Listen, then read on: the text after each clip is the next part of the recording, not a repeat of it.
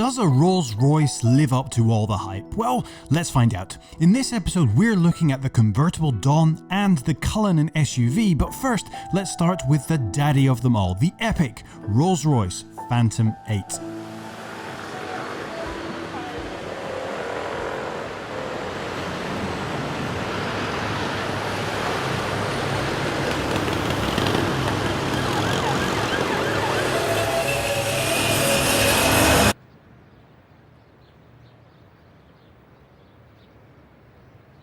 Our world is filled with noise and chaos. An overwhelming torrent of sights and sounds penetrate our consciousness seemingly constantly. With sensory stimulation cascading into us day and night, it can be hard to keep hold of a single thought, hard to focus, hard even just to think. Sometimes there could be nothing more valuable than just a little silence. And there is no better place to do that than from the back seat of a Rolls-Royce Phantom. For over 90 years, the Phantom has serviced the ultra-wealthy, royalty and celebrities and given them a place of respite, somewhere to get away from it all. And so far, the story of the Phantom has had 7 chapters, and this is the beginning of Chapter 8. For over 90 years, the Phantom has been predominantly sold to the passenger in the rear seats. Typically, the owner of a Phantom wanted to be driven, and the whole driving experience was catered towards that. Rolls-Royce, however, is changing. Now, the average age of a Rolls-Royce customer is 39, and even with the Phantom, more and more are being bought by customers who don't want to sit in the back, but rather up front. So this, the 8th generation Phantom, has been built with that in mind. No longer purely designed for a professional chauffeur to drive, now the person up front is just as demanding as the passenger. And everything from the ground up has been built with that principle in mind. And it starts with the chassis. This is built on an all-new platform, one that will underpin all new Rolls-Royces. It is monumentally stiffer than its predecessor and could have given Rolls-Royce a chunky weight saving. But instead of taking that, Rolls-Royce have re-added back in sound deadening, so the weight of the car comes right back up where it used to be at 2.5 tons. But that extra effort pays off, with noise being reduced an extra 10%. Making this the quietest it absolutely could be. The tyres are also playing ball here. Continental developed over 100 prototypes before the tyre was perfected, with the right soft compound of rubber, the right interior structure and the minimum amount of road noise. Add to that the tricks that the Phantom already had, like double thickness glass in the windows, and the end result is quieter than it would be possible to imagine. Despite that extra weight though, the Phantom is no slouch. This car will be nippier than the previous one, mainly thanks to the all-new 6.75 litre twin turbocharged V12. Horsepower is up over 100 from the previous car, up to 563. You get over 660 foot-pounds of torque, and thanks to those turbochargers, you can get it as low down as 1700 RPM. The power band only lasts up to 2500 RPM, but thanks to the 8-speed ZF gearbox, you've got more than enough opportunity to use it to its full extent. The handling has also improved. The new Phantom has all-wheel steer, much like the new Aventador or 911 GT3 RS. This allows the rear wheels to counter-steer up to 3 degrees at low to medium speeds. It effectively shortens the wheelbase, and very quickly you can notice how agile it makes the car, which is undeniably huge. Tight, twisty mountain roads become a doddle, as right from the turn-in all the way around the bend you can hold a single input in the steering as the rear comes around, rotating the car elegantly through the bends. At high speed, the rears turn with the front to allow for more stability when changing lanes. The new suspension setup really lets you take advantage of that steering as well. There's always a compromise between comfort and performance in suspension, and in previous generations of Phantom, the soft, wallowy nature that could soak up those bumps on the straights made tight, twisty corners a little bit unsettling. It would require a really skilled driver not to upset the car. But now, there is still that great softness, that great comfort on the straights. But if you get into some twisties and you really start to dig in, the car still remains level. It's a very sophisticated system that keeps the car stiff when it needs to be, yet compliant when it wants to. It allows you to come into a turn hard, turn in under braking, and the car just deals with it.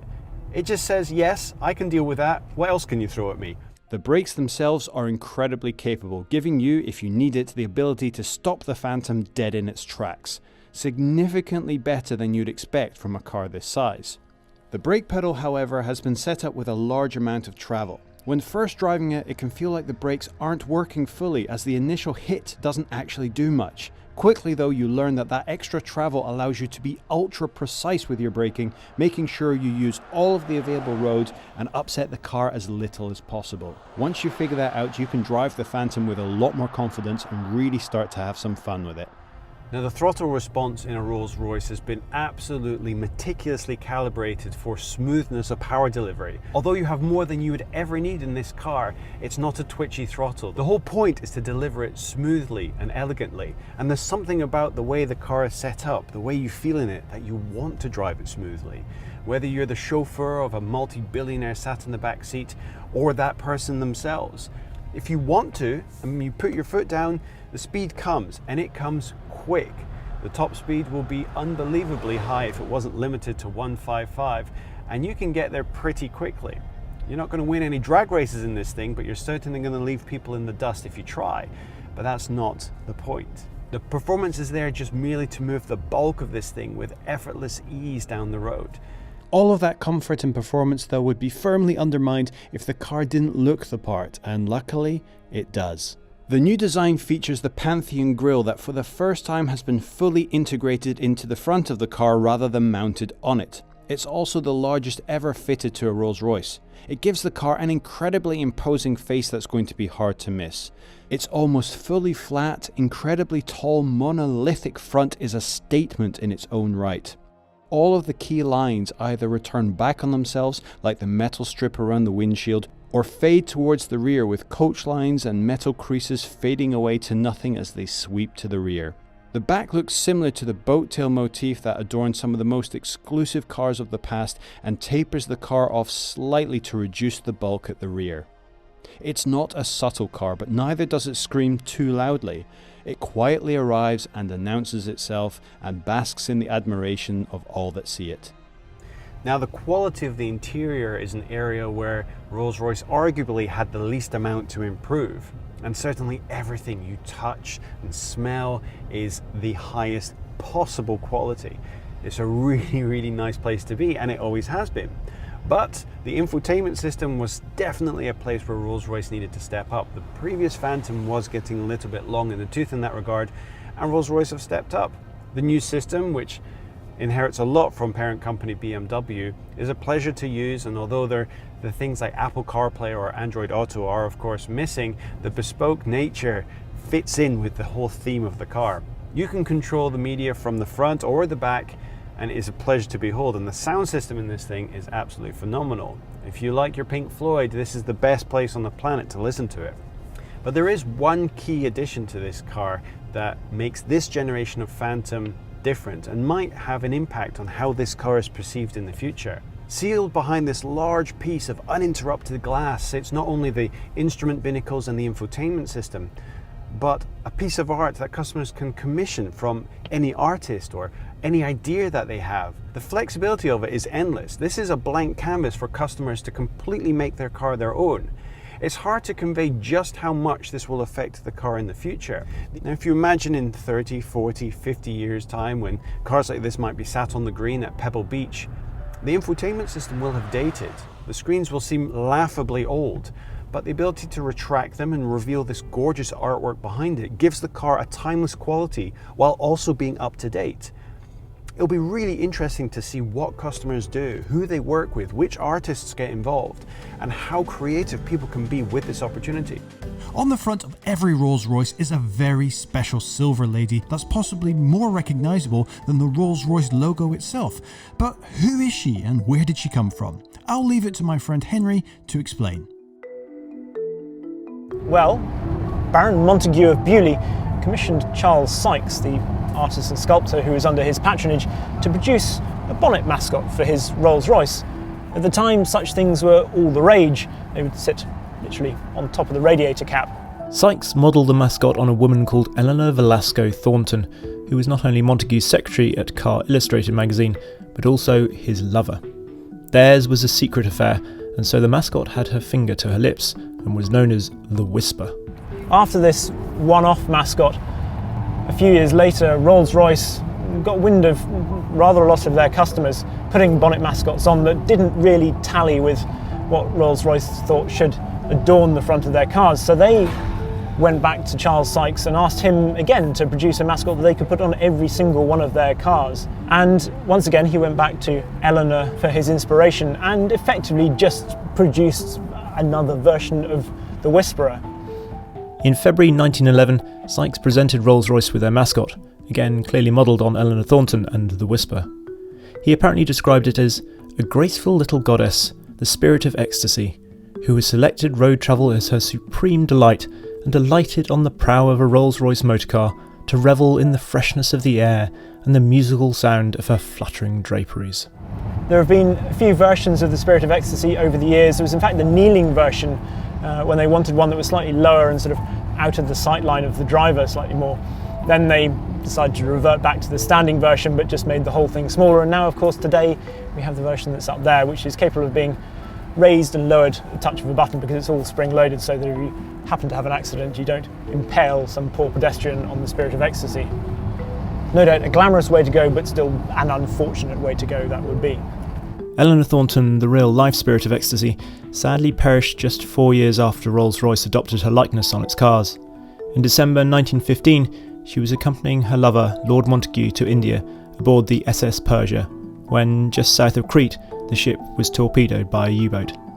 Montagu survived, but Eleanor, tragically, was lost with the ship. So there we are. That is the story of the Spirit of Ecstasy, possibly the most famous lady in the motor industry.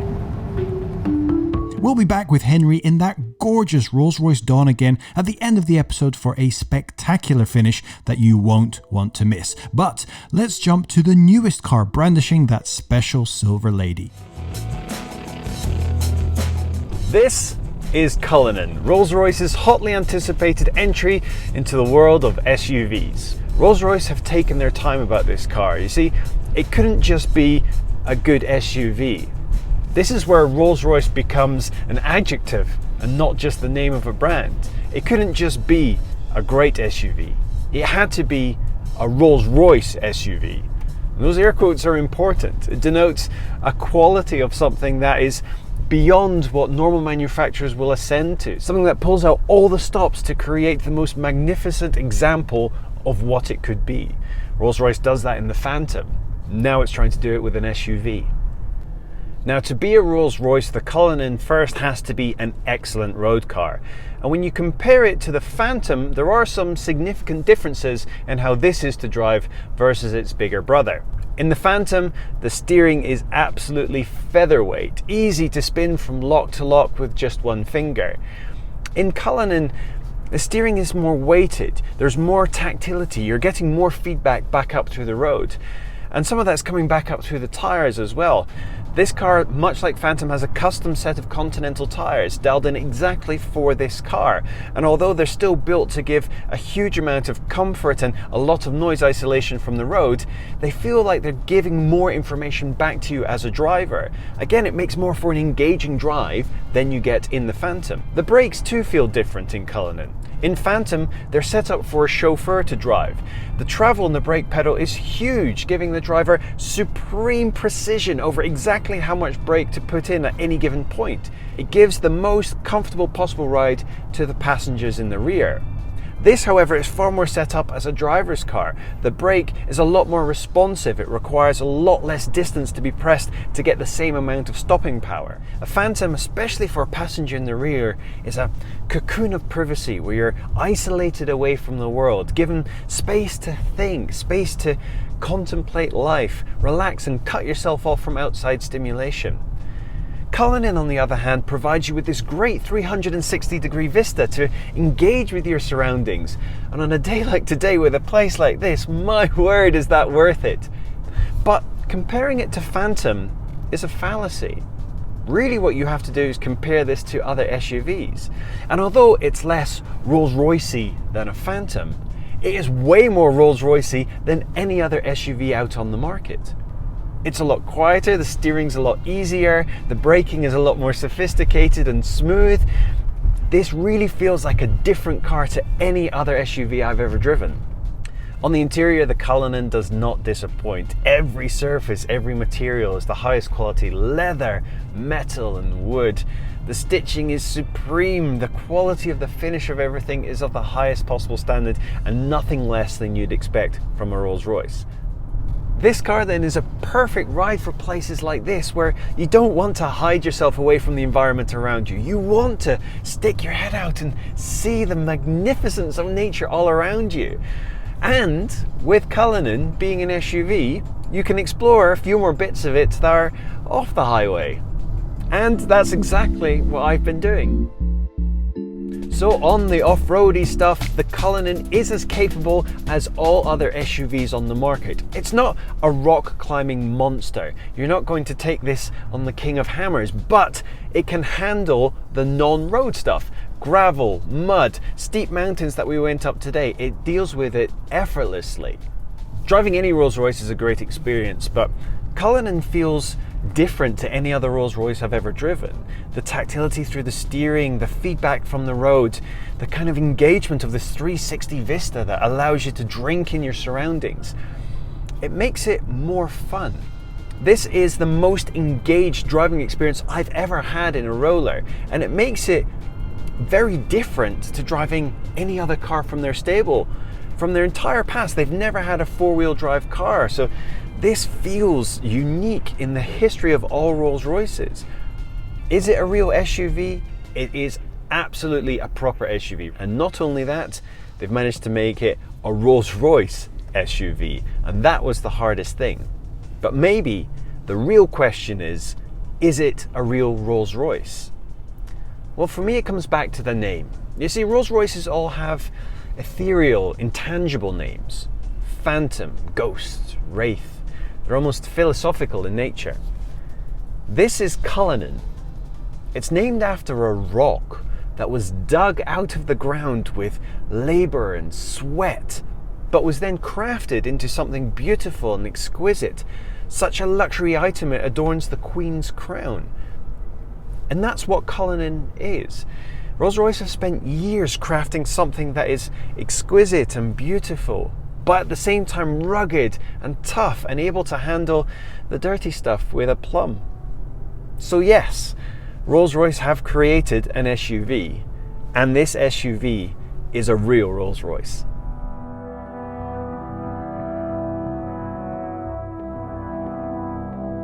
If you'd like to see a Cullinan driven in some truly challenging off-road terrain, check out our film on the Rebelle Rally, where Emmy Hall took a Cullinan out into the wilderness for the ride of a lifetime. There's a link on screen now and in the description below. Here though, it's time to head back over to Henry in that very special Rolls-Royce, driven to a very special place. So far in my career as a motoring journalist, I've spent very little time in Rolls-Royces. In fact, I can only think of one that I've driven. But to be honest, I haven't really felt like I've been missing out. Until, that is, they unveiled this, the Rolls-Royce Dawn. This, to me, is something a bit special. The simple but rather beautiful shape exudes glamour and elegance. It is imposing but not brutish. It feels timeless. A Rolls-Royce for the ages. When I first saw the car, it spoke of, well, the Italian Riviera. Sadly, that's a little far away, so we've come to Cornwall, the English Riviera instead, swapping gelato for a Mr. Whippy. This might just be the most serene car review I have ever done. If you're expecting any of this, I'm afraid you're going to be sadly disappointed. It's not that the Dawn couldn't be driven aggressively, I'm sure, if it really needed to be, but only in the same way that I'm sure theoretically you could inveigle a nun into a boxing match. And it's not that the Dawn isn't very powerful. The V12 under the bonnet puts out 563 brake horsepower and over 600 pounds-foot of torque, but those numbers, well, it's just so that it can be serene in the way that it moves. Think of it as like asking Usain Bolt to move from one side of the room to the other, or Eddie Hall to undo a stubborn jar of marmalade. Both would execute their tasks with extreme ease, with plenty of power in reserve. And so it is with the Dawn. Rolls-Royce claims a 0 to 60 mile/hour time, should such things interest you, of 4.8 seconds, so clearly it can move if you should need to get Aunt Agatha to Ascot lickety-split. But I think it would need to be extremely long odds on a very, very good tip to break with decorum. Then there's the steering. So slow, so creamy, requiring barely any effort. If you jumped straight from this into something conventionally big like an E-Class, then the Mercedes would feel like a Caterham by comparison. My previous reference point for something relaxing to drive was probably a Bentley. But even they retain some sort of scintilla of sportiness, the ghost of Le Mans past perhaps. This, there is no compromise. It's all about the relaxation. Something that perhaps tells you everything that you need to know about the driving experience is that while I'm sure the Dawn has a gearbox, you simply never feel it going about its business. Like the rest of the car, it is just seamless. The ride, such heft, such isolation. The downside, of course, is the fact that there are boats out there capable of crossing the Atlantic that are probably smaller. And around here, the lanes are quite narrow. So if this was anything other than a Rolls-Royce, it'd be pretty stressful. As it is, you just sit back, relax, travel slowly, waft along, and admire the beautiful wildflowers. As much as I love the exterior of this car, the interior, well, it's a little bit of a mixed bag. Don't get me wrong, the leather is sumptuous. I also love the power reserve gauge in place of anything so grotesque as a rev counter. But as good as the BMW-sourced iDrive is, I think it would irk me a little knowing that every 3 Series or X5 I passed on the road had the same tech. I'd almost rather it just came with a map and a compass. Overall though, the Dawn is simply wonderful, very much its own thing, standing proud in the motoring landscape. But for all that the Dawn is very definitely my favourite current Rolls-Royce, the one that I would think about buying should I be lucky enough to win the lottery, there is one small downside. You see, all the Rolls-Royces that come with a fixed top roof, you can spec with a particular option. It's called a Starlight headlining, and it's wonderful. Thousands of little fibre optic cables making it look like you've got the night sky above you. I love it, and I'd really, really like it in my Rolls-Royce. However, I think I've come up with a rather cunning solution.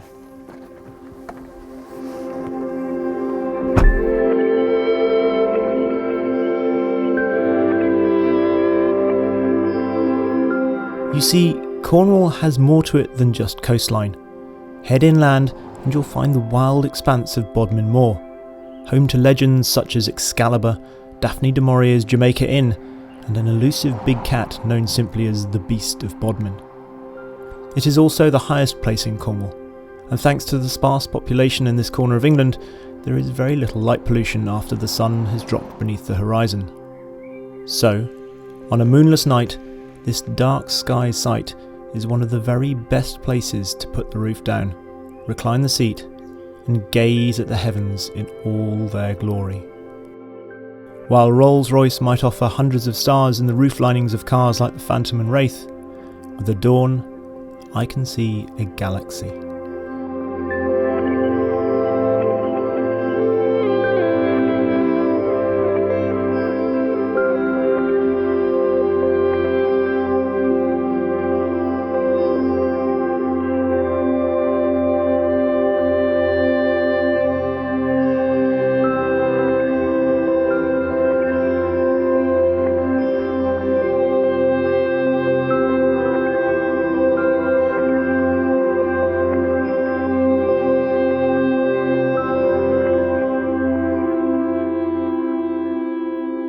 There you have it. If you came into this film not knowing anything about Rolls-Royce, you should now know more than the average owner of a roller. This was produced by our team over on Carfection, our sister channel, which you can get to by the link on screen or in the description below. If you like cars like these, it's well worth subscribing. And don't forget to subscribe to us right here on Roadshow too for more of these in-depth looks at some of the most interesting cars on the planet. Until next time, I've been Drew Stern and thanks for watching.